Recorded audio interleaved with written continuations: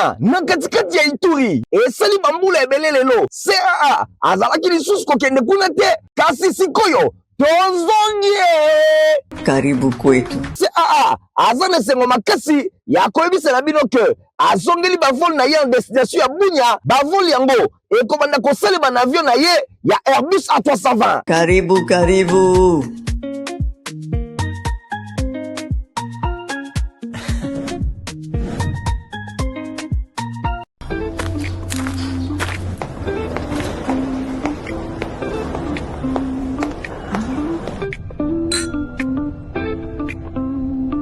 Reprise ya vol CAA na Kolwezi et zongi déjà à partir il y a le 13 avril 2026. Bon réserver déjà ba place na bino.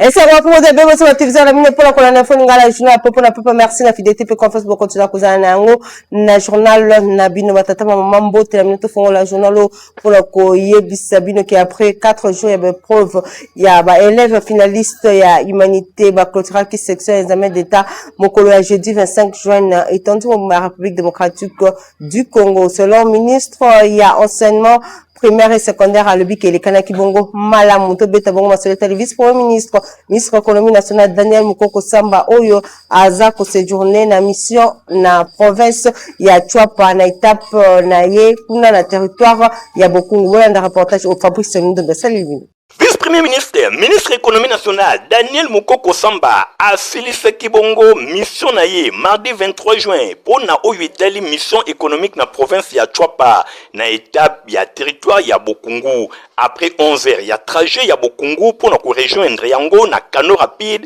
Vice-premier ministre atalaki ampleur to ba difficulté ya mobilité oyo population azali komona état ya impraticabilité avancée ya ba route lokola route nationale numéro 8 pe baisse significative ya trafic oyo ezali observé et ezali kotalisa isolement progressif ya ba territoire ebele ya province na tournée oyo délégation ba kendaki pe na chantier ya construction premier bâtiment ya université ya Bokungu. Vice-premier ministre akutanaki na ba représentante ya Ligue de femmes ya Bokungu pe ya association de femmes maraîchères oyo bazali bongo na une 60aine d'associations organisation oyo ba présentaki ba besoin na bango ya ba semences améliorées ba équipement agricole pe ba matériel destiné à renforcer production maraîchère locale ba échange elongo na ba opérateurs économiques yango pe ba talisaki faiblesse ya activité économique locale absence ya ba service bancaire ba difficulté ya ba accès na crédit pe lisusu ba contrainte liées na transport pluvial pe lisusu principal moyen oyo ezali komemela bango biloko na région. Occasion wana vice-premier ministre Daniel Mukoko Samba annonçaki que appui ya liboso ekozala accordé na ba association ba maman maraîchère na nzela ya mise na disposition na bango ya ba semences améliorées pe matériel ya travail. J'ai mis 11 heures pour partir de Boende à Bokungu, mais je tenais à arriver à Bokungu pour me rendre compte de la situation réelle. Il est évident que nous sommes ici dans un territoire où l'activité économique est très faible. Elle est vraiment très faible et cela se manifeste sur le pouvoir d'achat de la population, qui est également faible. Cela se manifeste aussi sur l'état sanitaire de la population. J'ai visité l'hôpital de Bokungu aujourd'hui. Je me suis rendu compte qu'il y a réellement de l'insécurité alimentaire. Mission oyo na province ya Chwapa et permetaki ko confirmer principal défi ya ba territoire et belé ya cuvette centrale oyo ezali kotalisa absence ya ba ressources pe de connexion progressive ya ba marché ba recommandation oyo euti na mission et kosala objet ya travail moko ya consolidation pour na élaboration et action pe ya suivi. Tebete bongo masolo etali assainissement na ville province ya Kinshasa bobaki lieutenant général Kasongo Kabwika ndeye batiaki pona akumbela masolo oyo bobaki ba bâtisseur baza déjà awa na Kinshasa bauti franchement na kanya makasese pona kosala mosala oyo Nadine Sona apesino ba détail. Serve Air Congo en provenance ya Mbujimayi et atterrissaki dimanche 21 juin na parking militaire ya aéroport international ya Njili. Avion efungwa makaka boye bino moko botala ezande ba passager oyo bakinwa baza kozela mibali ya makasi pe ya mayele oyo babengami na lombango pona mission monene epesameli bango ya kotia bopeto na ville province ya Kinshasa. Tenue bleue impeccable, bottes jaunes, casquette très propre. Na mokongo ba memi basaki oyo bakomi SN elingi koloba service national. Bilongi na bango très concentré, peu déterminé. Na ba geste ya pamba pamba te, mouvement na bango nyonso ezali maîtrisable. Bango banani ezande première vague ya ba bâtisseur task force ya service national bakiti en ordre na mission semoko ya ko assainir ville province ya Kinshasa. Opération moko ya makasi, mais bato ya Kasongo Kabwik baza très bien préparé pe bayebi eloko nini ezosela bango. Formation yo pa tu na kanda ya mabe, tu na kanda buloda ya makasi. Si formation konjamboka bachibeto asengi ki ba biso babatisa to kobongisa ville ya Kinshasa ekomisalite pe to sango sikasika pe tokozala na ekenge wa kotia pe afio sente kozwa isi ex kuluna wana babanda kobenga tonga za na ville ya Kinshasa nazane grandi mona matete général azwingai na idée nanga na beke bake koboma ngai na ke place moko information na kanya makasisi sali professeur gestage toye apo na assainissement. Bâtisseur oyo bondi melangai ebele kati na bango basali 2 ans batika Kinshasa bakendaki formation misusu kutu ezande mbala na bango ya liboso banyata mabele ya Kinshasa bango tu baza ko afficher même discipline na utina mbujimai biso nyonso tokendaki tosali centre na biso esili lelo ndenge toye komi trouver na Kinshasa toye ko bebisa te bokanga bana na bino na matoyi baza la prudent oya kobwaka biloko esengeli kobwaka te na nzela toza wana. Au total baza plus de 5000 bâtisseurs oyo bakopanza bango na ville province ya Kinshasa pona bopeto et bongo lieutenant général Jean-Pierre Kasongo Kabwik alobi notre souhait c'est d'aller plus vite et de manière efficace. Et surtout sensibiliser la population pour qu'elle-même reprenne aussi le travail d'assainissement. Bâtisseur bamemi bango nansele et wapi bakozala momentanément regroupé avant début ya opération Tobandi Boyoki.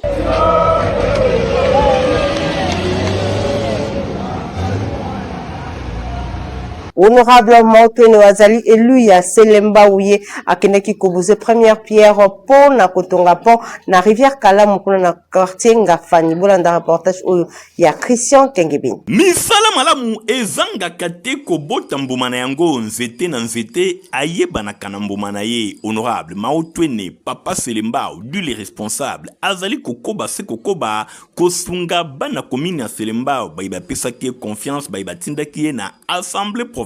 Boyoka nasime kokire rivière Kalamu bisika na bisika. Honorable Mautene azali tango nyonso na souci ya komona bien-être ya bana komini ya Selembao akitaki ye moko en personne awa toza na quartier babengi Ngafani po na koposer première pierre na kotonga pont oyo ekozala likolo ya rivière Kalamu po na korelier sud ya Selembao pe ouest ya Selembao afin que population akatisaka na ndenge ya kitoko. Honorable Mautene leader ya commune ya Selembao Papa Selembao azalaki accompagné na ba base na ya parti politique Alliance des Congolais progressistes et autorité morale Jean-Tiningo Bilambaka oyo honorable Mautene azali pe cadre monene kuna bangonde ba accompagné qui est sur place tango akomaki esengo ezalaki makasi même ya population environnante ba tondi samaki ne sengo komona ke tango nyonso molobeli na bango azana souci na bango. Honorable Mautene alekaki pe aposaki première pierre pomoko ya plus de 13 mètres et kotongama awa pona kosunga population bazala na esengo ba vivre na kimia ndenge yemoko molobeli ya bana Selembao du les responsables honorable Mautene alimboli lelo tojaki malamu ya kuposer première pierre pona botongi ya pont na rivière Kalamu sima kokire 6 km ya rivière Kalamu année passée banana kimvui diti na Long Clair de monaki que population na biso so imbule beti bazali na difficulté à traverser surtout bana classe de barozela timbule kosila tamsi mukolomba ki classité to mona ki eza malamu te musato sala ki ekomela kola ngambo pona biso na mukie toza nango to libi nono to kotika population continue ko souffrir boité debo moni biso lelo to ye poser première pierre pour musala ya construction ya pont ya longueur à 13 mètres et largeur ya 1 mètre et demi banda et tozo profiter de l'occasion oyo ko senga na gouvernement central na provincial pas qu'on repenser na babita na biso ya el oyo kotongela ba mille de berge ndenge tongama na stade côté na kala mo côté à stade Tata Raphaël et ko sala mutu ya malamu pour la population oyo lokola lobby to kenda ki match ni na Portugal oyo nyoko la ba payer belé to profiter de l'occasion yo na esengo toza nango na ambiance toza nango président Fachi au cancer de la population à Selembao, au Tongela Bisso, ba mire et bongi pour bateau revivre paisiblement les chicana bango et puis Selembao est encore développé. Pourquoi il n'y a pas Selembao de tout ça vous te calcana Zela moko 24 novembre. À part Yango, tu as Zela Moussouti. Mais au moins dans la commune Moussoussou, si ba axe secondaire, parce que Tongela bango, le soumuni biso sala. Voilà autre chose yangwana. Bosimba pe boyeba ke esengo ezali makasi na bana ya Selembao pamba te pont oyo ya 13 mètres ya longueur et correlié sud na ouest ya commune ya Selembao awa na quartier Ngafani esengo ezali makasi population azali ko beta tolo tango nyonso pe alobi soki honorable Maoto nete nani lisusu azali te kaka yemoko. Na wasolo talifa de société boy bakeli kamwanzela za kotungisa population wa vandi na Kingabwa kuna na commune ya Limete.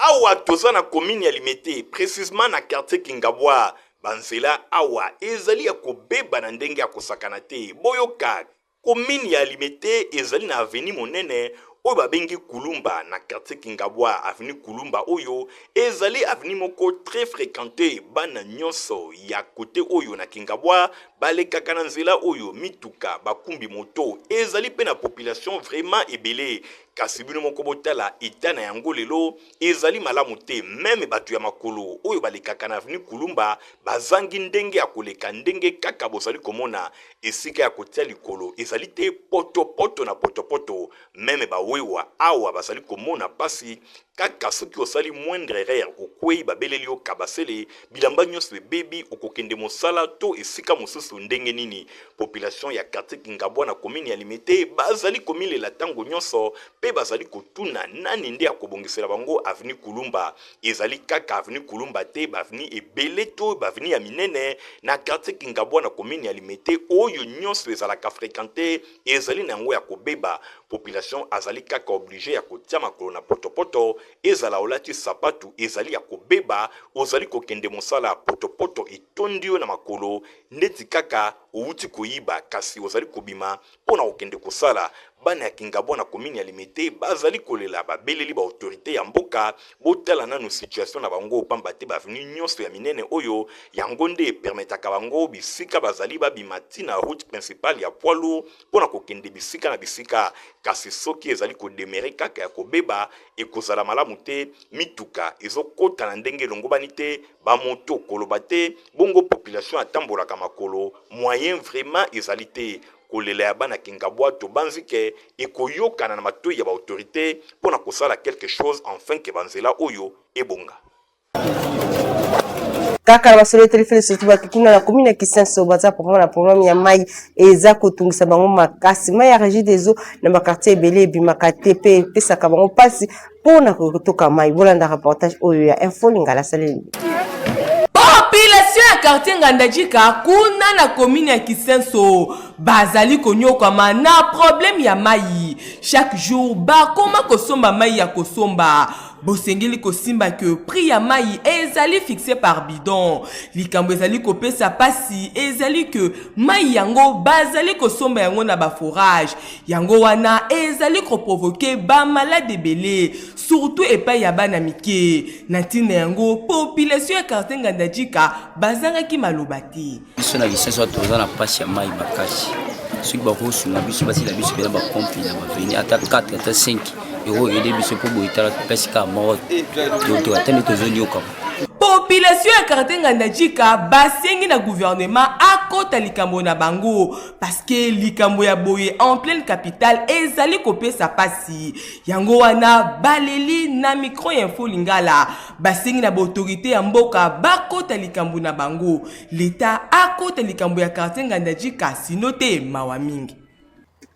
Tubeta moko masolo etali quartier Badara na commune Ntele bango baza konyoka makasi na likambo etali érosion bolanda. Érosion eza kokoba se kokoba population azali konyo kwa manandenge ya kosakana te banda ku ezali kokoba kokende sans solution tozali awa na Badara na commune Nsele epai wapi ba tête ya érosion esi enyokola bango banda ku esi ekenda kasi population azali kokoba kobelela esikani ni secours ekoki kouta secours na bango ekoki kouta kaka epai ya ba autorité oyo bakoki kosunga bango enfin que ba érosion oyo ezala combattu ndenge baleli kwa problème ya érosion oyo to comprendre était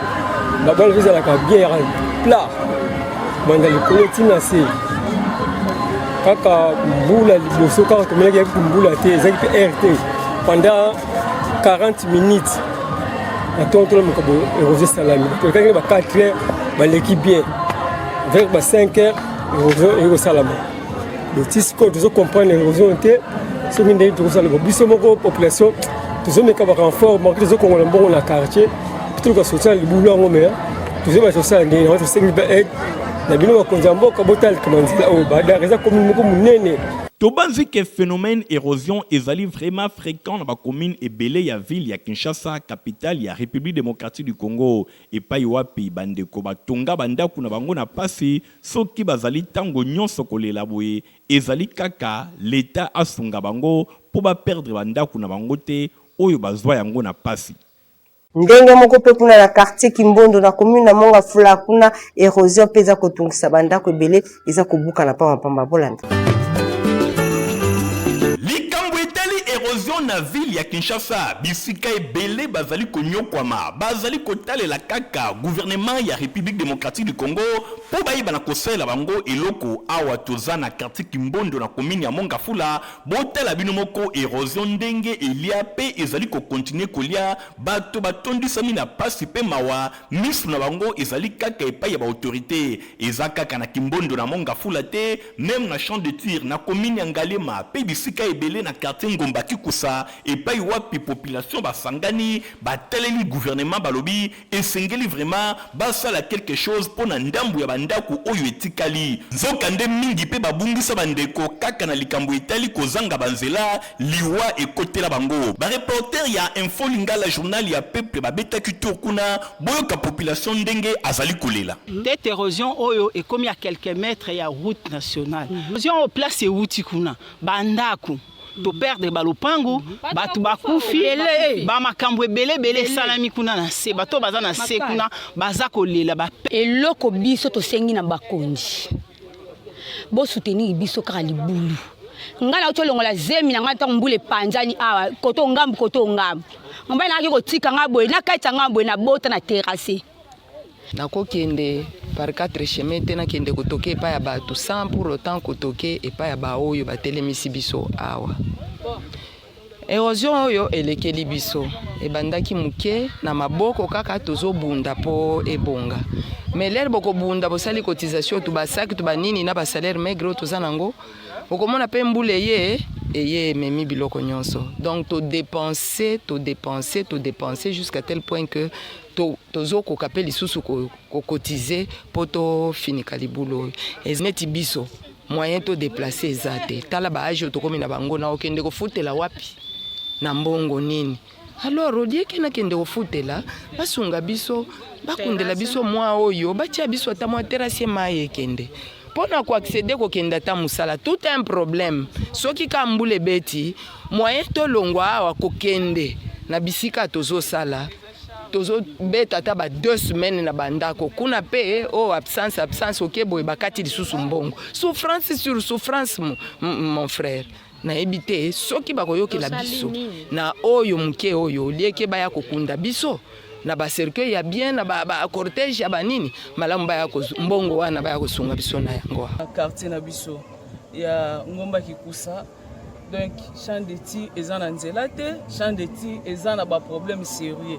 Na banzi boki ndenge bandeko balobi to na mai te, toza na courant te, toza na érosion, toza na nzela ko bima te. Na sina loba la fois passé que ceux qui to bakangi quand tokoza na place à ko bimela te. Ya on tozaki ko lele pa ya président de la République ayo ke la biso mawa. Tobanzi kembela ya population ya Kimbondo ngomba kikusa champ de tir nangali mapena munga fula e yokani epai ya ba autorité bakosala makasi pona kosala misala enfin que érosion oyo ezali kolia banda kuna bango lokola ndenge bazali kolia nguba eyeba na kosila pe population avanda na kimia.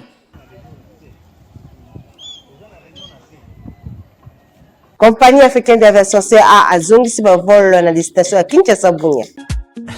Bunya na katikati ya Ituri esali bambula ebele lelo CAA azalaki lisusu kokende kuna te kasi sikoyo tozongie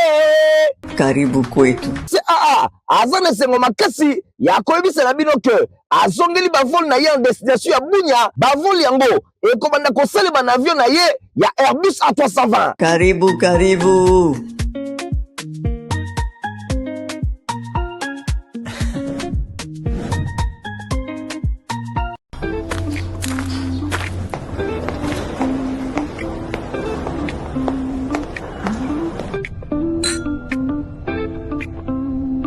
Reprise ya vol CA1 na Kolwezi et zongi déjà à partir le 13 avril 2026. Bon réserver déjà ba place na bino.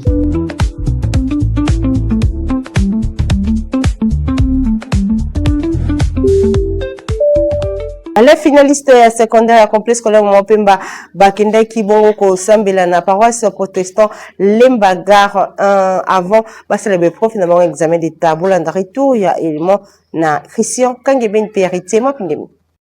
Président général Yabalaïk, il y a 18e communauté évangélique de l'Alliance au Congo, Claude Mbumba Mabika, à Kendaki dimanche 21 juin à paroisse protestante Lembagar 1. Kuna na komini ya Kisenso, na invitation ba responsable ya paroisse protestante Oyo, ya district ecclésiastique Kin Central, ya 18e CRC, nyonso ezalaki pona kote ya sangomalamu na bokonzi na Nzambe, na culte d'action de grâce Oyo, et kambamaki na coordonnateur ya district, révérend Jean Lelo Lelo, un cœur et reconnaissance ser Dieu, motema Oyo, et tonde na reconnaissance, ezali kosale la Nzambe, yango ezalaki thème Oyo, ezalaki retenu, et pa ya diacre Claude Mbumba Mabika a développé qui na prédication na ye a s'appuyer qui na ba passage biblique tiré na livre ya Colossiens chapitre 3 verset 15 pe Josué chapitre 24 verset 15. Oyo ezongi sakamatonde pa na Nzambe eza esengeli esalela Nzambe, c'est-à-dire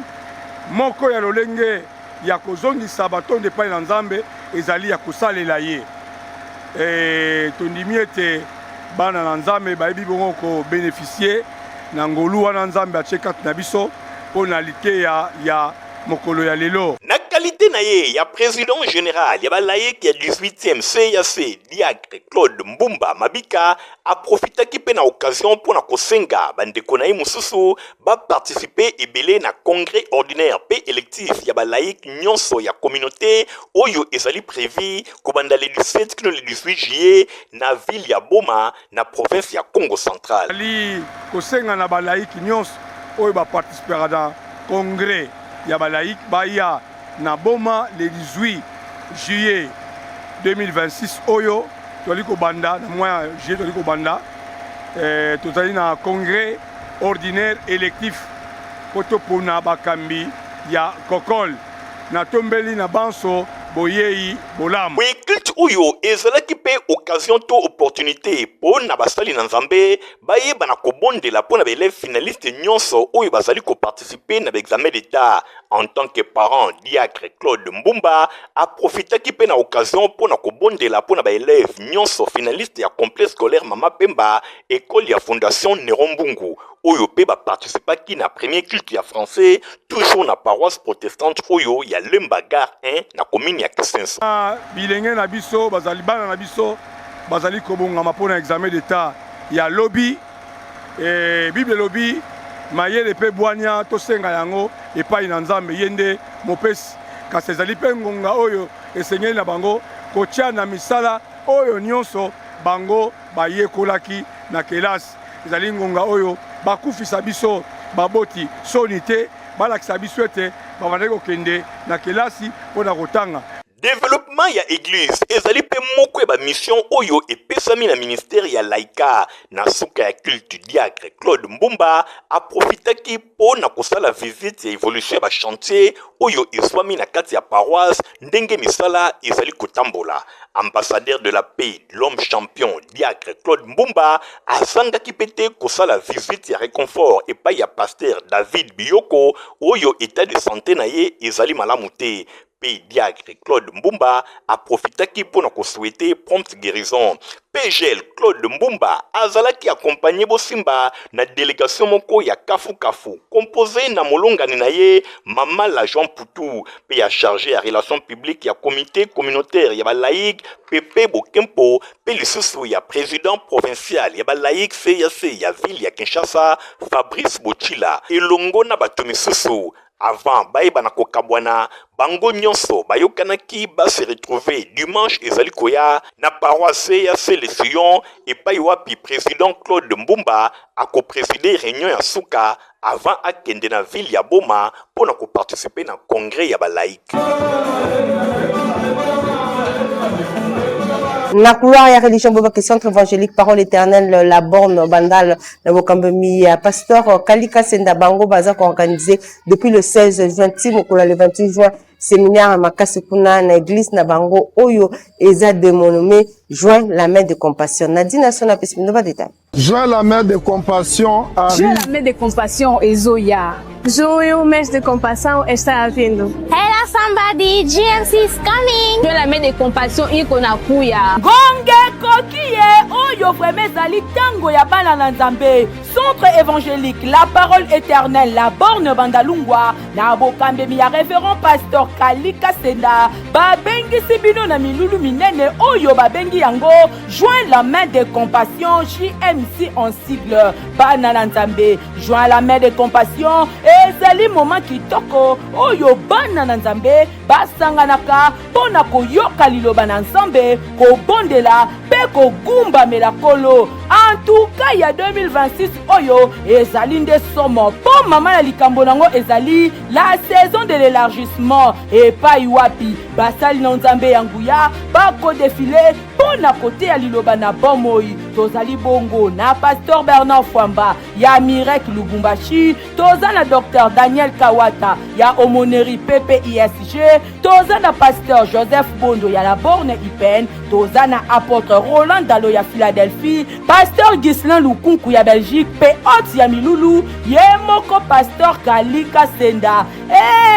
bokanisi esili non JMC ekobanda mardi 7 juin kino mardi 23 juin kuna na temple ya la parole éternelle oyo ezwami na avenue Kisangani numéro 52 13 référence virage à Solongo na commune ya Bandalungwa et bongo mokolo ya mercredi 24 juin kino vendredi 26 juin mama nangaye bakozala na mobange na campagne d'évangélisation kuna na stade Vélodrome nyonso ekobanda kosalema na ngonga ya 16h30 botu nanga nini clôture ya JMC ekosalema na mobange na kilti ya action de grâce mokolo ya dimanche 28 juin kuna na temple ya la parole éternelle na commune ya Bandalungwa boya ebele po ezalaka moment kitoko oyo kolo amimonisamaka soki oyaki kao okobima oke po kolo azalaka vraiment au rendez-vous ngai na kozala yope kozanga te tika na yebisa yo sekele la prière change les cours de l'histoire. Poto malonga pona bana na minisa potiva pe ko komeli yango episaka santé ya kitoko. Protivap encore et toujours. Oyo mama bituna tuna ayeba kateti lero apesa mwana ye bire. Ebe na santé kitoko boye. Olesaka ye nini? Aliaka Protivap. Soka ba mama nyonso batimbe ya Protivap poto kitoko pona ba bébé pro. Mama soma ye. Mwana na ngai depuis abanda kolia akoli boye. Aliaka kaka Protivap. Protivap. Protéines, vitamines énergie aza mayele na classe abelaka te alembaka te. Bamama, félicitations na bokoneri bana. Protivat, facile à digérer et nourrissant. Ezana, protéines, vitamines et énergie. Bébé na yo kitoko ninyo esaka. Baba ingakango, santé kitoko nzoto makasi. Matemi disa, mama letsa mwana. Sukana mbimbi, oye sukana mbimbi. Protivat. Bozala kebele pour na kola na info ngala journal pour na posi que c'est na ça merci na Christian Kengebe Nyazaki bongo na sima caméra pe na montage héritier mapini ma super Jacques journal ngala bino c'est un rendez-vous ko zali ko au revoir. Bunya na katikati ya Ituri esali bambula ebele lelo CAA azalaki lisusu kokende kuna te kasi sikoyo tozongie Karibu kwetu. CAA aza na sengo makasi ya koyebisela bino ke azongeli bavol na ye en destination ya Bunya bavol yango ekobanda kosalema na avion na ye ya Airbus A320. Karibu.